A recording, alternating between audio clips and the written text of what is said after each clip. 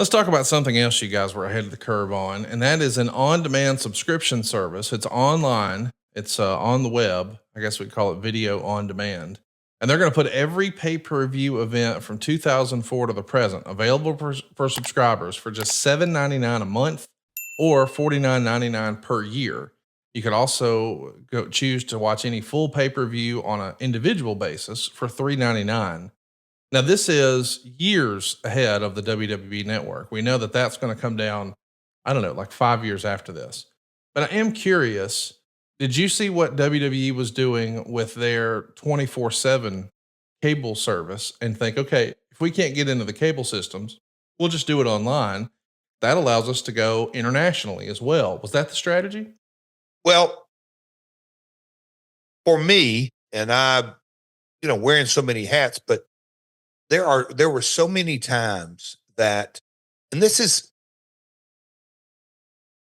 just the reality. Conrad, I would go through airports. A lot of times headed to Orlando, whatever it may be, in 08, 09, and let's say I'm stopped 10 times. I'm just trying to give it a round number. If I'm stopped, obviously they're a fan. Hey, Jeff, if there's 5 people that say, oh man, China kicked your ass, or you were a great intercontinental champion, or Slapnuts WCW run, or you Dusty and Flair, whatever. And then the other 5 people say, hey man, y'all got a great roster over there. I love that main event mafia.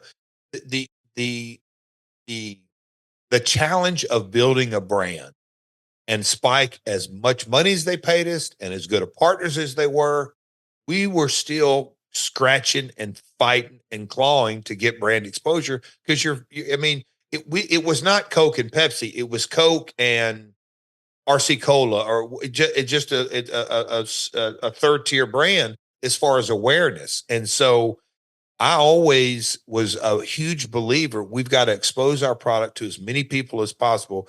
Can't give it away, because when you kind of look at the early days, I think there was some 2-hour asylum shows that were just freaking awesome, awesome, entertaining shows. We laid some duds, of course, too. But, there were some Fox Sports shows that were really good shows, but just a small amount of the quote unquote wrestling universe got to see it. And so monetizing our library was a big part of it. Going the brand was a big part of it. And also that international component of it, that we're going to put this online, and we can, because I can remember kind of one of the presentations is that we can put up free content for a limited time to get people to sample us, hopefully convert them to buyers. And just the strategy, again, 07, 08, 09, 10, the technology it doesn't even, like our phones, doesn't even compare to what it is today. But it was the infant stages of monetizing content in that manner. We got to talk about some little piece of business that's not a big deal, but I'm wondering if it makes you think of any famous stories from back in the day.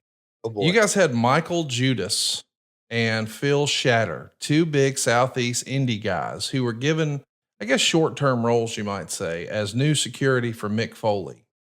And Judas, whose real name is Michael Cole, no, not that one, he got arrested over the weekend for attacking a promoter named Donovan Loftus in a locker room in Greenville, South Carolina on an indie show. As the story goes, Loftus made some derogatory comments about Cole on a message board, and apparently they were supposed to be made in jest.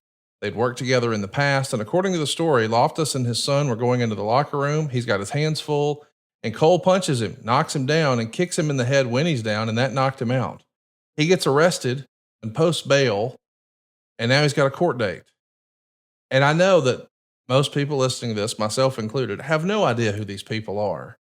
But I'm just curious, when do you remember there starting to be real life internet heat that resulted in actual fisticuffs in a locker room like this? Because these days, respectfully, most of the time when you see one guy jawing with another in professional wrestling on the interwebs, man, it's all in jest. They're building something.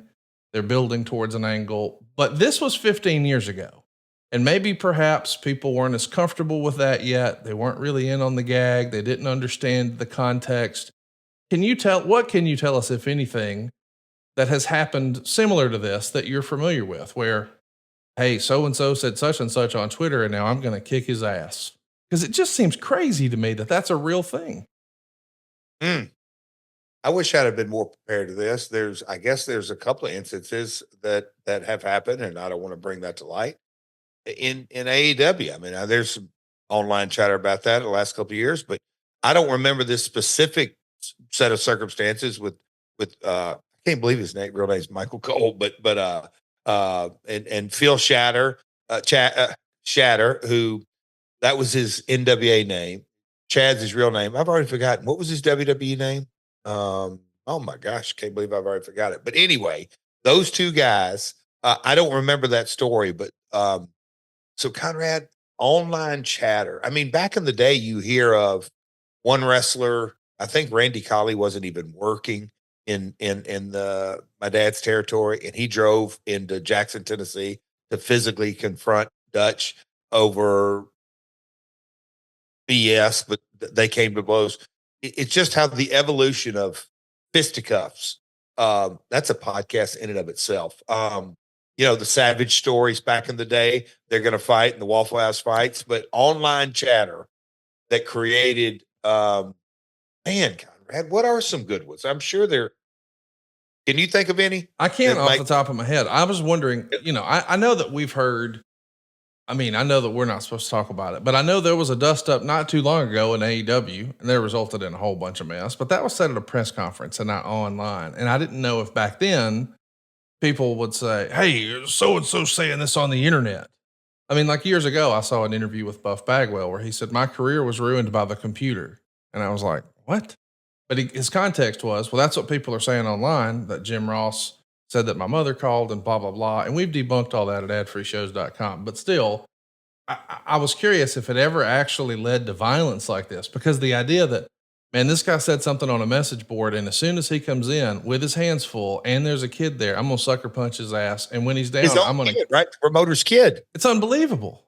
Yeah. Like I mean, just over a message board comment, then it's just hard for me to imagine. Hey, I want to mention, because I know you're a nut like I am. As you and I are recording this today, thank you guys for listening on June 18th. But on June 17th, 1985, the Macho Man Randy Savage made his WWF debut in Poughkeepsie, New York. So today is the anniversary of 85, Jeff. How crazy is that to think about? that's unbelievable. On this day, 1985. We should talk a little bit about TNA Slammiversary. Here we are. What a great reviewed show this is. If you didn't watch Slammiversary 09 and you're looking for something fun to watch, I want to recommend it. TNA has a great streaming service. You can see it on YouTube and anywhere that you enjoy TNA. TNA Slammiversary 2009. Check this out.